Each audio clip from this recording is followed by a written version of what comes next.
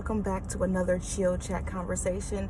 First off, I just have to apologize. This video was supposed to go up on Friday, and unfortunately I had so many things going on that I just was not able to put it out, but that is my fault completely. Once again, I do apologize for that, but let's jump right in because I was really, not necessarily really excited even, it was just this subject was pressing on me, and I felt a great responsibility to just say exactly like what was in my heart about this subject. And it's about who we attract and why we are attracting the things that we are attracting. Why are we carrying the things that we are carrying? You know, a few things that really just hit hard. And this week in general, past weekend, it was just kind of like a weekend of reflection on another level. And I feel like if it wasn't for the circumstances that I was going through, that I wouldn't have even reached this point of being able to really go in prayer like I did. It was like me going into prayer like how I used to before. And although that was a great feeling, I can't say the other end of that prayer, it was all pretty. Because I was really asking God to show me me. I was really asking God to, you know, just cleanse me. First and foremost, I was asking God for forgiveness. Just for one, you know, I have put a few things in his position, you know, and whenever you do that, it's not going to work out in your favor, for one. And I had to really be able to see that, you know, that the first person that I need to be pouring my heart out to and asking for forgiveness was God. And I was so scared because I knew it was going to be somewhat of a conversation that God may be disappointed in me. You know, I don't know why people think that God doesn't have the right to be disappointed in his people. If you are doing something that is against his will, he has the right to be disappointed. Will he take away his love? No, I really don't think. There's only a few things that God said, I will remove myself from you if you do, which is blaspheming and a few other things. And I've never done that. You know, so did I believe that God's love was taken away from me? Absolutely not.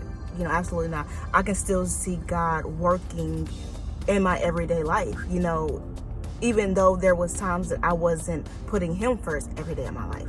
You know, so it was kind of like one of those conversations to where I knew that there was going to be some pain. You know, I knew that there was going to be some just a lot of emotions geared toward, you know, just my relationship with God in general. And then, you know, after I was able to ask for that forgiveness and then, you know, ask God to show me more of me, it wasn't easy. Like, it was a couple of prayers, but they wasn't easy to go through, you know, just because sometimes we do ask God and be like, God, show me, but we ain't really wanting to see that. But this time I really wanted to see that because I'm losing things around me that I would have preferred to keep. And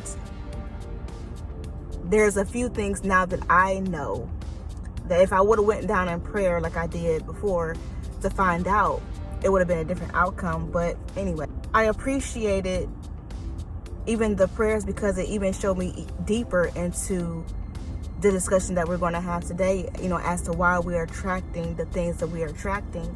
And I was talking to my little sister this weekend, and she, oh my gosh, she blessed me in so many ways that she probably don't even understand. And she was asking me, I was telling her some things that was going on with me, and, you know, just with me specifically. And she was asking me about the child Renessa. And the child Renessa is a person that I haven't thought about in absolutely years because I hated her. Can't tell you why I hated her. I mean, you know, there's always things about ourselves that we don't like, but I had a hatred for myself for a long time. And it was through some of the relationships that I had, even the friendships that I had, that I was able to see some positives in myself. Work gives me that confidence in myself that I don't necessarily see when I'm not at work, just because I can see God really using me at work. And like I said, I've hated myself for so long, You know, I've had so many challenges in my life that I didn't even understand why I had them. You know, there was so many things as far as like shutting down and things like that.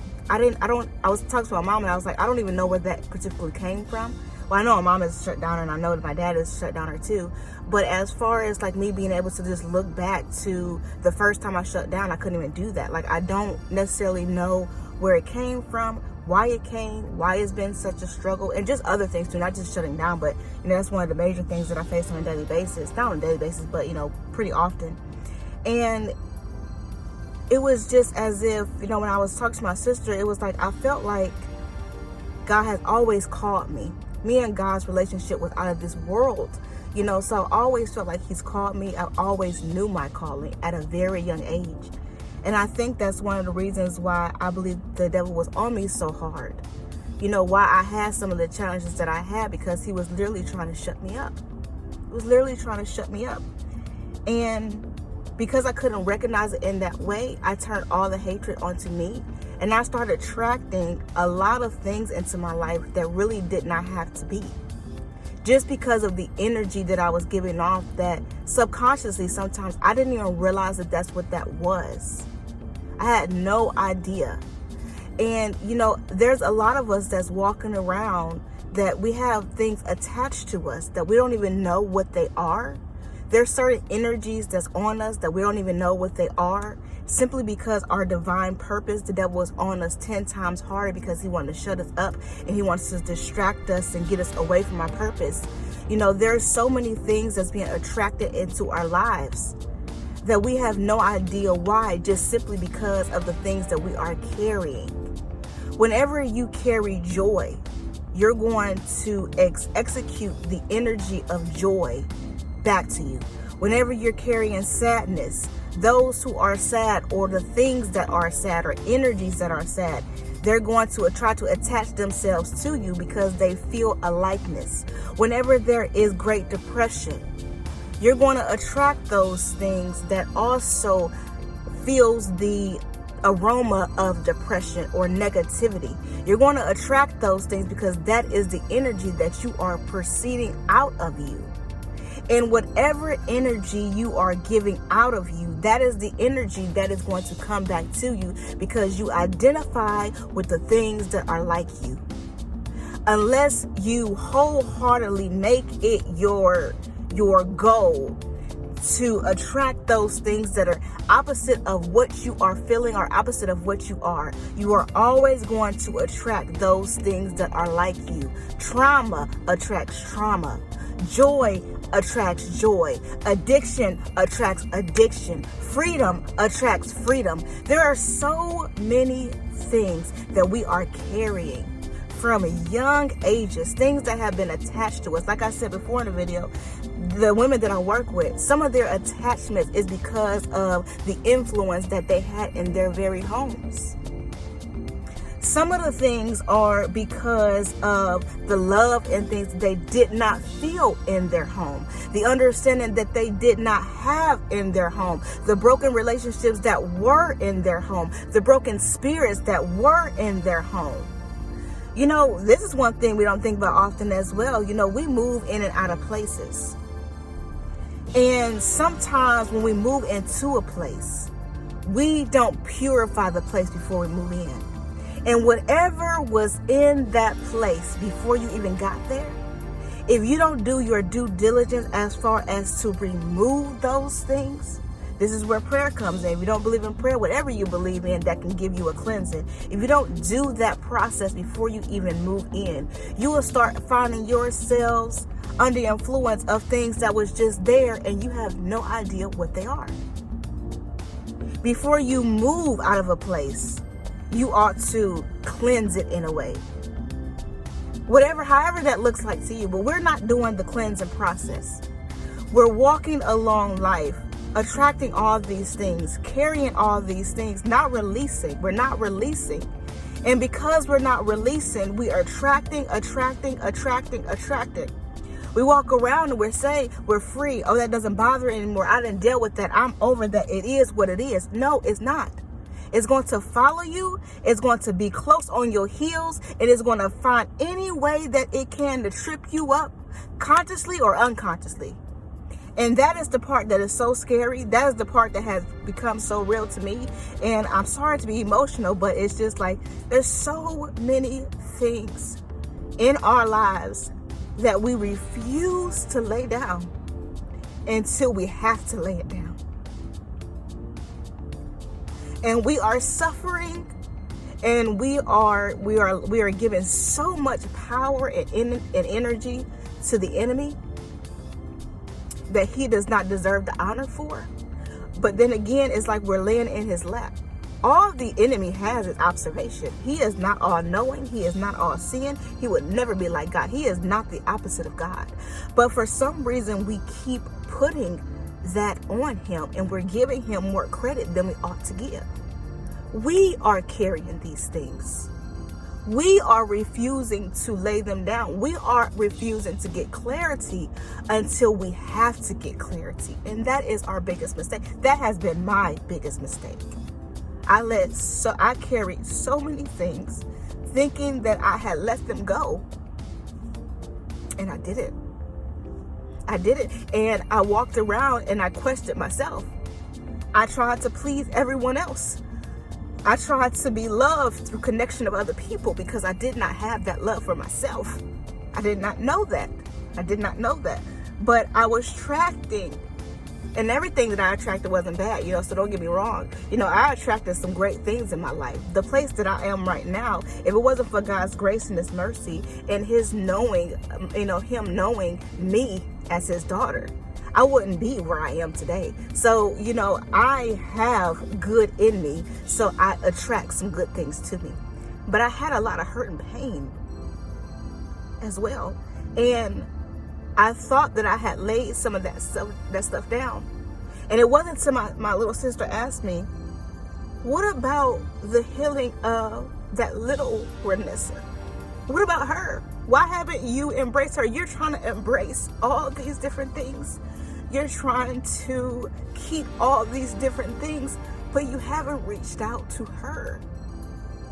You haven't asked her what she needed of you. You haven't embraced her. And until you can embrace her, you will forever be going through the cycles that you're going because you've had all this negative energy towards her, and you're not really able to attract positively as far as connection and relationships because you don't have that within yourself. And when I went down in prayer, I don't even know which time, it was so much this weekend. When I went down, I think it was yesterday, that last time, I was screaming and I was asking God to just remove the things that are not like you that's in me, not in people around me, in me. I need God to do that for me, because I know if he don't do that for me, I will constantly be broken. And the saddest part is those who are coming into my life, I have the potential to hurt them as well.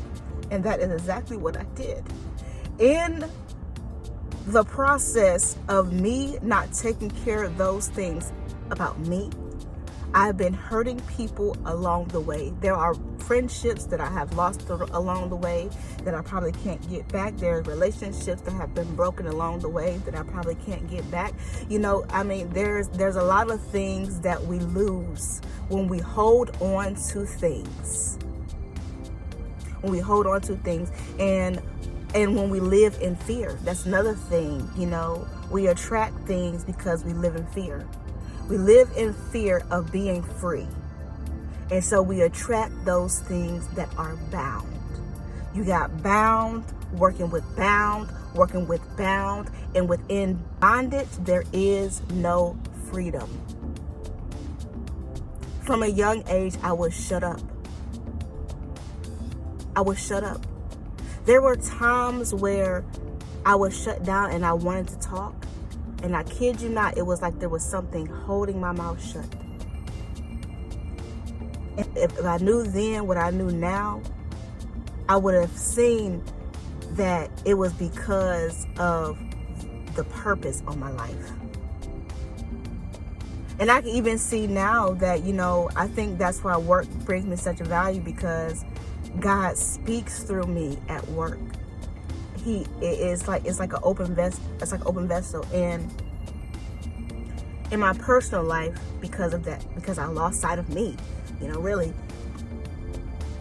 it began to be a point where whenever I did try to communicate, it wasn't happening. It wasn't happening. I didn't allow nothing to shake my faith with God. I didn't allow it. I didn't allow it until I started doing my own thing, which is the most dumbest thing I could have done ever, but I didn't allow it.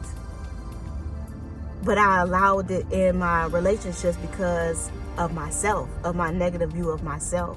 And the things that I was carrying, some things I didn't even have control over. I didn't have control over the way that my parents' relationships were. I didn't have control over the generational curses that's come down through my family. I didn't have control over the situations that I was in, some of them that I was in. I didn't have control over the negative energies that I was around as a child. I didn't have control over that. I have control over it now. I have control over whatever I have knowledge of, but I didn't have control over it then. So there's a lot of things that we're carrying that doesn't necessarily have anything to do with you. It was just where you were and what you were raised in and things like that. Like, I didn't have any control over the choices that my dad made. I had to feel the consequences of that. But I didn't have any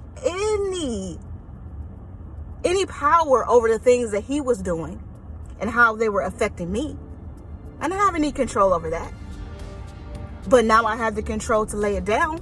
I have the control to not allow it to affect me any further. And that's the real conversation that needs to be had. When are you willing to just lay some things down?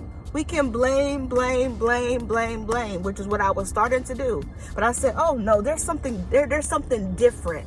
There was something different about this circumstance that I'm in right now. There was something different. The energy that I was feeling was different than I felt before. And it caused me to take the steps that I took this weekend to go into a prayer that I never tapped into before. The energy was different. And I think that's the hardest part, is the energy that I'm experiencing from this particular situation is different than before. And it caused me to react in a different way. And when God just showed me, it was scary. It was scary, and it was something that I never seen before. And it's something that I don't ever want to see again. And it is on me now. Now that I have knowledge of it, it is on me now to choose to do something about it.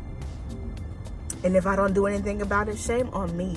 Shame on me, and how dare I try to attract anything positive into my life unless I change those things. And that is the real conversation. What are the things that I am carrying that I need to let go of? How do I let go of it? And actually let go of it. The freedom that you will feel after you do that, even if you are in situations to where you're still feeling some type of way, those feelings are going to be there because emotions are emotions. But until you experience freedom in your heart, mind, and soul, you will continue to attract things to you that you don't need to be attracting to you. You're going to suffer in silence when you don't need to suffer. And this is easier said than done. And I have a lot of more work to do. But I refuse to carry some of the things that I was carrying. And some of the things, I say some of the things because I'm letting it all go. But I say some of the things because some of the things were directed towards was directed towards other people, and that comes through forgiveness and, just really just accepting the thing and moving on from it. So that's why I say some, and there's other things that I have to be vigilant to change on a day-to-day basis. I have to make sure that I am being open, that I am being honest, that I am being vulnerable. And that's not to say to any and everybody. Don't get me wrong. Don't just start opening yourself up to everybody. That is not what I'm saying at all. I'm opening myself back up to God and my relationship back up to God. And I am seeking support from the few in my life that I know that can really support me. And I am praying for myself, and I am praying for those who I have hurt along the way. That is the other work. That's the other part of it. That's why I said some. I am going to release it all. But I know that there are certain steps that I have to do on a daily basis to make sure that is consistent and continuously going, and so I pray that for you as well, that those things that you are carrying, that you will get face to face with God or your higher power, or get to face to face in therapy, or I don't know what your situation is. I don't know who you draw your strength from, because I don't want to assume, but for me it's Jesus Christ. And for me, it's those few people in my life that can really give it to me real. And one thing I appreciated about this weekend is that I wasn't getting, just everything I wanted to hear.